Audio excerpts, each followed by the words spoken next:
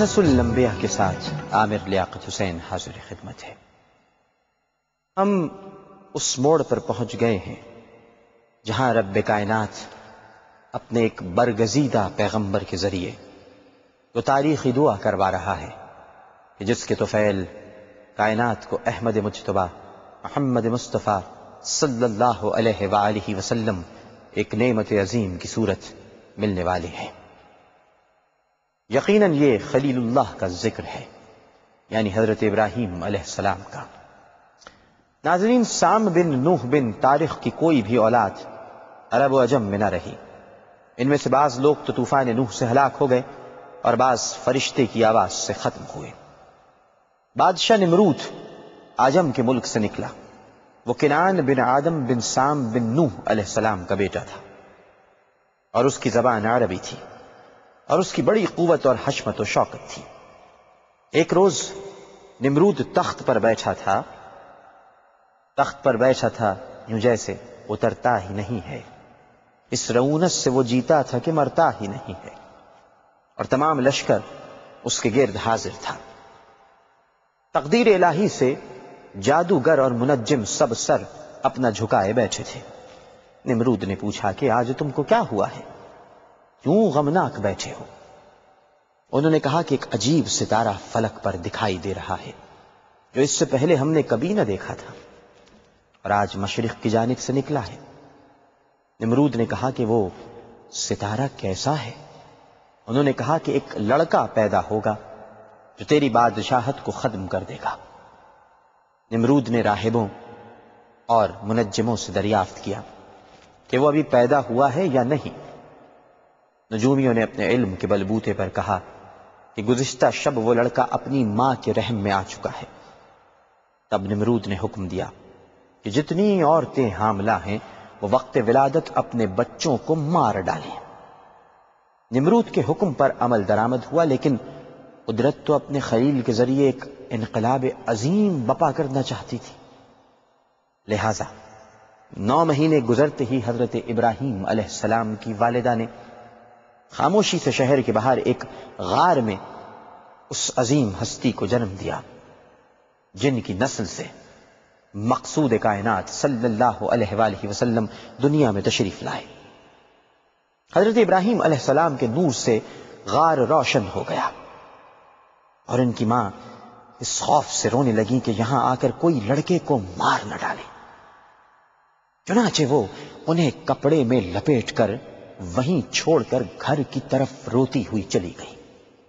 اسی وقت حضرت جبرائیل علیہ السلام نازل ہوئے اور دونوں ہاتھوں کے انگوٹھے بچے کے منہ میں رکھ دیے۔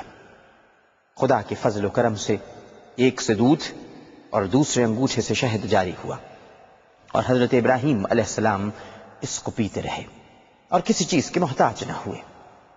ان کی والدہ ان کے پاس جاتی اور ان کی زندگی اور پرورش سے متعجب ہوتی، اور جب وہاں سے یعنی غار سے باہر نکل آتی تو اسی وقت غیب سے ایک پتھر آ کر غار کے منہ کو بند کر دیتا۔ یہاں لیتے ہیں ناظرین ہم ایک وقفہ۔ حضرت ابراہیم علیہ السلام کا واقعہ بہت طویل ہے، یقیناً آج اختتام پذیر نہیں ہوگا، کئی قسطوں میں اس کو ہم لے کر چلیں گے، لیکن فی الوقت آپ بھی ہمارا انتظار کیجئے، ہم بھی آپ کا انتظار کرتے ہیں، اور ملتے ہیں وقفے کے بعد۔ قصص الانبیاء میں خوش آمدید۔ بات ہو رہی ہے حضرت ابراہیم علیہ السلام کی، اور ابھی حضرت ابراہیم علیہ السلام پیدا ہوئے ہیں۔ اسی طرح سے 7 برس گزر گئے۔ ایک دن حضرت ابراہیم علیہ السلام نے اپنی ماں سے پوچھا، اے میری ماں، تمہارا رب کون ہے؟ وہ بولی، تمہارا باپ ہے جو مجھے کھانے کو دیتا ہے۔ وہ پھر گویا ہوئے کہ اس کا رب کون ہے؟ وہ جواباً بولی کہ کواکب یعنی ستارے۔ پھر پوچھا کہ کواکب کا رب کون ہے؟ اور ماں یہ سوال سن کر لاجواب ہو گئی اور یہ حقیقتیں اپنے شوہر کو سنائی۔ اس نے یہ بات سن کر فوراً ہی کہا کہ یہ لڑکا نمرود کا دشمن ہے۔ ایک رات حضرت ابراہیم علیہ السلام نے غار سے باہر نکل کر آسمان کی طرف ستاروں کو دیکھ کر کہا کہ میرے ماں باپ ان کو خدا کہتے ہیں۔ اور قرآن اس حالت کی گواہی دیتے ہوئے بیان کرتا ہے کہ پھر جب اندھیرا آیا، اس میں رات کو دیکھا کہ ایک ستارہ، بولے یہ ہے میرا رب۔ پھر جب وہ غائب ہوا تو بولے کہ مجھ کو تمہاری خواہش نہیں ہے چھپ جانے کی۔ پھر دیکھا چاند کو روشن، بولے یہ ہے میرا رب۔ پھر جب وہ بھی غائب ہو گیا تو حضرت ابراہیم علیہ السلام بولے کہ اگر میرا رب مجھے سیدھی راہ نہ دکھائے تو بے شک میں بھٹکے ہوئے لوگوں میں رہوں، یعنی گمراہوں میں۔ جب دیکھا آفتاب تو بولے یہ ہے رب میرا کہ یہ سب سے بڑا ہے۔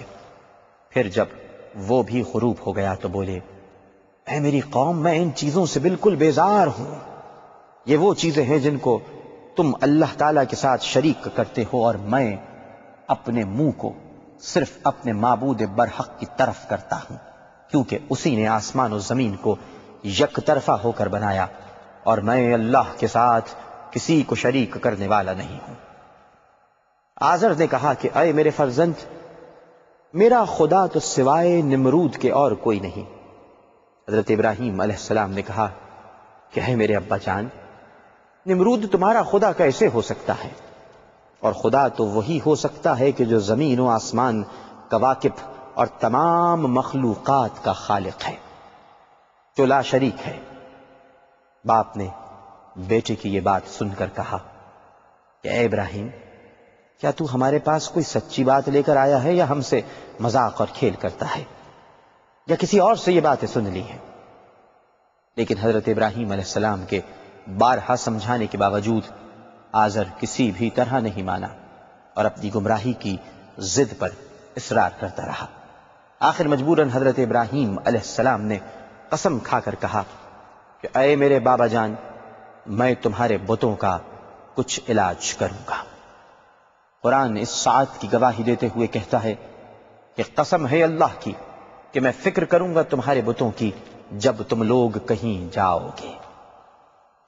حضرت ابراہیم علیہ السلام کے واقعے کو ہم آگے بڑھائیں گے، اس لیے کہ یہ واقعہ بہت طویل ہے۔ یہیں پر ہم اس واقعے کو اختتام کی جانب لے جاتے ہیں۔ اب تک آپ نے یہ سنا کہ حضرت ابراہیم علیہ السلام کس طرح اس دنیا میں تشریف لائے، یعنی حضرت ابراہیم علیہ السلام کی تشریف آوری سے قبل تمام حاملہ ماؤں کو قتل کر دیا گیا تھا، لیکن اللہ کو یہی مقصود تھا کہ ابراہیم علیہ السلام ایک انقلاب عظیم برپا کریں، لہٰذا وہ اس دنیا میں تشریف لے آئے۔ اب وہ تشریف لا چکے ہیں، اور اب بہت ہی دلچسپ واقعات ہیں آگے۔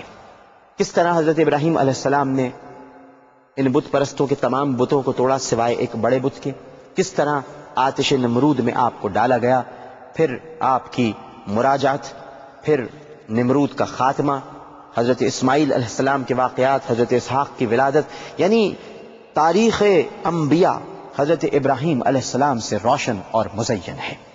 عامر لیاقت حسین کو اجازت دیجیے، لیکن اس وعدے کے ساتھ کہ اپنا بہت خیال رکھیے گا۔